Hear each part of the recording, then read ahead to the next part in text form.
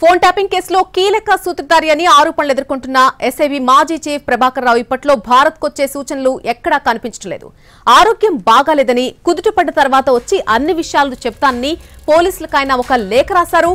మరొక వైపు నిందితుల బెయిల్ పిటిషన్లపై ఇవాళ తీర్పు ఇవ్వనుంది నాంపల్లి కోర్టు. రాష్ట్రంలోనే సంచలనం కలిగించిన ఫోన్ ట్యాపింగ్ వ్యవహారంలో మరొక కీలక పరిణామం చోటు చేసుకుంది. ఈ కేసులో ప్రధాన నిందితుడిగా ఆరోపణలు ఎదుర్కొంటున్న ఎస్ఐబి మాజీ చీఫ్ ప్రభాకర్ రావు పోలీసులకు రాసినటువంటి లేఖ ఆలస్యంగా వెలుగులోకి వచ్చింది. జూన్ 26న తాను ఇండియాకు రావాల్సి ఉందని, కానీ ఆరోగ్యం బాగాలేకపోవడంతో అమెరికాలో ఉండిపోవాల్సి వచ్చిందని ఆయన ఆ లేఖలో పేర్కొన్నారు. క్యాన్సర్తో పాటు గుండె సంబంధమైన వ్యాధులతో బాధపడుతున్నానని, అమెరికా వైద్యుల సూచన మేరకు అక్కడే ఉండి ట్రీట్మెంట్ చేయించుకుంటున్నానని ఆ లెటర్లో ప్రస్తావించారు. ఫోన్ ట్యాపింగ్ కేసుతో ఎలాంటి సంబంధం లేదని చెప్పుకొచ్చారు. తనపై అసత్యమైన ఆరోపణలు చేస్తున్నారని, ఎక్కడా కూడా ఇల్లీగల్ పనులు చేయలేదని ఆ లేఖలో రాశారు. దర్యాప్తుకు సహకరించేందుకు సిద్ధంగా ఉన్నానని లెటర్లో తెలిపారు. ఇండియాకు వచ్చే వరకు కూడా టెలికాన్ఫరెన్స్ లేదా మెయిల్స్ ద్వారా పూర్తి సమాచారాన్ని అందించేందుకు సిద్ధంగా ఉన్నానని స్పష్టం చేశారు. తాను క్రమశిక్షణ గల ఒక పోలీస్ అధికారిని, ఎప్పటికీ కూడా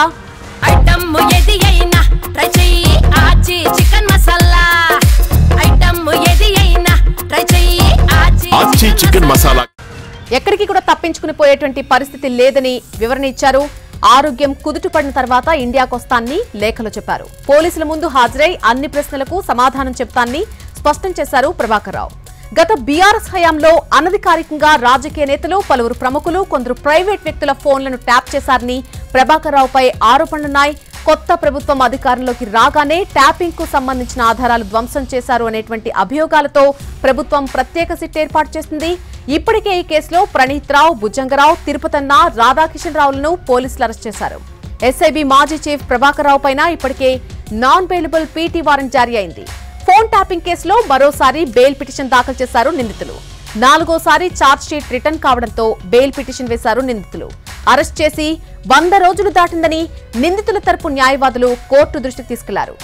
3.5 నెలలు గడుస్తున్నా ఛార్జ్ షీట్ సక్రమంగా దాఖలు చేయలేదని వాదనలు వినిపించారు. ఇక ఈ బెయిల్ పిటిషన్ పై వాదనలు విన్న నాంపల్లి కోర్టు తీర్పు ఇవాల్టికి వాయిదా వేసింది.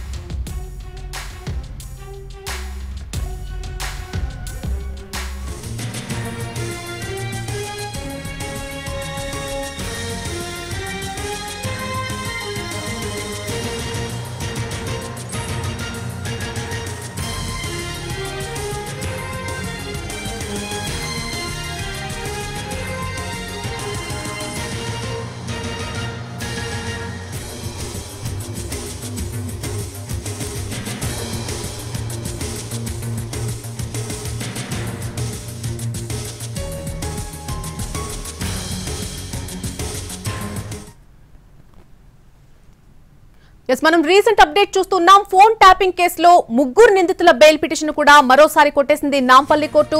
భుజంగరావు, రాధాకిషన్ రావు, అలాగే తిరుపతన్న బెయిల్ పిటిషన్లను కోర్టు తిరస్కరించింది. దానికి సంబంధించిన అప్డేట్ మనం చూస్తున్నాం.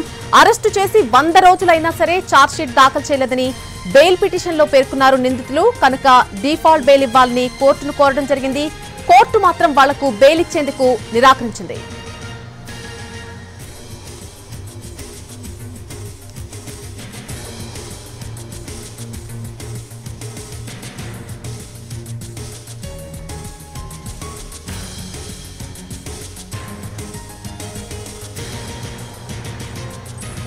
ఫోన్ ట్యాపింగ్ కేసులో 3 నిందితుల బెయిల్ పిటిషన్ ను మరోసారి కొట్టేసింది నాంపల్లి కోర్టు. భుజంగరావు, రాధాకిషన్ రావు, తిరుపతన్న బెయిల్ పిటిషన్లను కోర్టు తిరస్కరించింది. అరెస్టు చేసి 100 రోజులైనా ఛార్జ్ షీట్ దాఖలు చేయలేదని ఆ బెయిల్ పిటిషన్ లో నిందితులు పేర్కొనడం జరిగింది. కనుక డిఫాల్ట్ బెయిల్ ఇవ్వాలని కోర్టును ఆశ్రయించారు వారు. కోర్టు మాత్రం వాళ్లకు బెయిల్ ఇచ్చేందుకు నిరాకరించింది.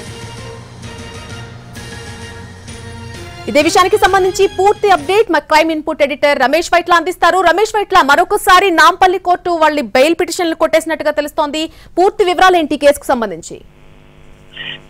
దీనికి సంబంధించినట్లయితే డిఫాల్ట్ మ్యాండేటరీ బెయిల్ ఇవ్వాలని చెప్పి కూడా ముగ్గురు నిందితులు కోర్టు నాంపల్లి కోర్టును ఆశ్రయించారు. 100 రోజులు తమను అరెస్ట్ చేసి ఇప్పటికి 100 రోజులు పూర్తి అయిపోయింది. అంతేకాకుండా దీనికి సంబంధించి ఛార్జ్ షీట్ దాఖలు చేయలేదు. అయితే మరోవైపు పోలీసులు తమ ఛార్జ్ షీట్ దాఖలు చేసినప్పటికీ కోర్టు కొన్ని వివిధ కారణాల వల్ల వెనక్కి తిప్పి పంపించింది. మరొకసారి ఇవాళ ఛార్జ్ షీట్ మళ్ళీ దాఖలు చేయబోతున్నారు. అయితే ఇప్పటికే ఛార్జ్ షీట్ సంబంధించి ఎలాంటి పురోగతి లేని నేపథ్యంలో మ్యాండేటరీ బెయిల్ ఇవ్వాలని చెప్పి కూడా అటు కోర్టుని ముగ్గురు నిందితులు కోర్టును ఆశ్రయించడం జరిగింది. దీనిపైన నిన్న వాదనలు మొత్తంగా పూర్తి కావడం జరిగింది. నిన్న వాదన పూర్తయిన తర్వాత ఈ రోజు తీర్పునిస్తానని చెప్పడం జరిగింది. అయితే ఇవాళ కొద్దిసేపటి క్రితమే తీర్పు ఇవ్వడం జరిగింది. దీంట్లో వీళ్ళ ముగ్గురు నిందితులకు ఫోన్ ట్యాపింగ్ కేసు అరెస్ట్ అయిన ముగ్గురు పోలీసు అధికారులకి బెయిల్ ఇచ్చే ప్రసక్తి లేదని చెప్పి కూడా మరోసారి నాంపల్లి కోర్టు తిరస్కరించింది. అయితే ఇప్పటికే ఛార్జ్ షీట్ దాఖలు చేయనందున తమకు మ్యాండేటరీ బెయిల్ ఇవ్వాలని చెప్పి నిందితులు కోర్టును అభ్యర్థించారు. అయినప్పుడు కూడా కోర్టు వీళ్ళ వాదన వినలేదు. ప్రాసిక్యూషన్ సంబంధించిన ఏదైతే పోలీసు తరఫున న్యాయవాది సంబంధించిన వాదన మాత్రం విన్నారు, దానికి సమర్థించారు. అంతేకాకుండా ఇప్పుడు బెయిల్ ఇచ్చే ప్రసక్తి లేని చెప్పారు. ఇప్పుడు బెయిల్ ఇచ్చినట్లయితే సాక్షులను తారుమారు చేసే అవకాశం అని చెప్పి అటు పోలీసులు వాదన చెప్పారు. ఆ వాదనకి సమర్థిస్తూ కోర్టు వీళ్లకు మ్యాండేటరీ బెయిల్ ఇవ్వాలని కూడా తిరస్కరించింది. రమేష్ వైట్ల, ఇప్పుడు వాళ్ళకు ఉన్నటువంటి నెక్స్ట్ అవకాశాలు ఏంటి? నాంపల్లి కోర్టులో బెయిల్ అయితే దొరకలేదు కాబట్టి తర్వాత వారి ముందున్నటువంటి ఆప్షన్స్ ఏంటి? పైకోర్టుకు వెళ్ళే అవకాశం ఉందా? కరెక్ట్. ఎందుకంటే వీళ్ళకు ఇంతకు ముందు డిఫాల్ట్ బెయిల్ కావాలని కోరడం జరిగింది. దాన్ని కూడా కోర్టు తిరస్కరించింది. ఇప్పుడు మ్యాండేటరీ, ఎందుకంటే ఛార్జ్ షీట్ వేయని నేపథ్యంలో మ్యాండేటరీ బెయిల్ ఇవ్వాలని కూడా వీళ్ళు అడగడం జరిగింది. దీన్ని కూడా తిరస్కరించారు. అయితే ఇప్పుడు వీళ్ళకు ఉన్న ఆప్షన్ కోర్టును హైకోర్టు మాత్రం ఆశ్రయించాల్సి ఉంటుంది. హైకోర్టులో బెయిల్ పిటిషన్ దాఖలు చేయాల్సి ఉంటుంది. హైకోర్టులో అక్కడ వాదనలు విన్న తర్వాత కోర్టు ఏం చెప్పిస్తో చూడాల్సిన పరిస్థితి. అయితే ఇప్పటికైతే ఇక్కడ మ్యాండేటరీ కావచ్చు, డిఫాల్ట్ బెయిల్ పిటిషన్ రెండు కూడా ఇక్కడ కొట్టివేసింది.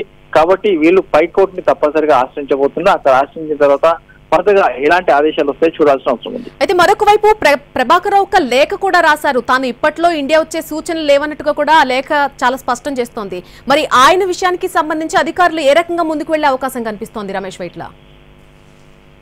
ప్రభాకర్ రావు కావచ్చు, శ్రవణ్ కుమార్, అయితే ఒక టీవీ ఛానల్ సంబంధించిన చైర్మన్ అయిన శ్రవణ్ కుమార్, ఈ ఇద్దరి విషయంలో మాత్రం పోలీసులు చాలా దూకుడుగా వెళ్తున్నారని చెప్పొచ్చు.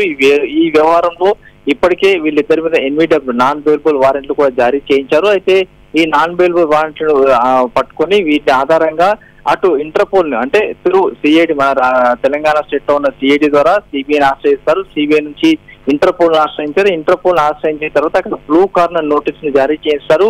బ్లూ కార్నర్ నోటీస్ జారీ చేసిన తర్వాత అమెరికాలో ఉన్న ఈ ఇద్దరిని అటు ఇంటర్పోల్ తీసుకువచ్చి ఇటు స్టేట్ పోలీసు అప్పించే అవకాశం ఉంటుంది. అయితే ఇది ఒక లెంత్ ప్రాసెస్ అని చెప్పి చెప్పవచ్చు. కాబట్టి ఈ దశలో కూడా మన స్టేట్ పోలీసులు అడుగులు వేస్తున్నారు.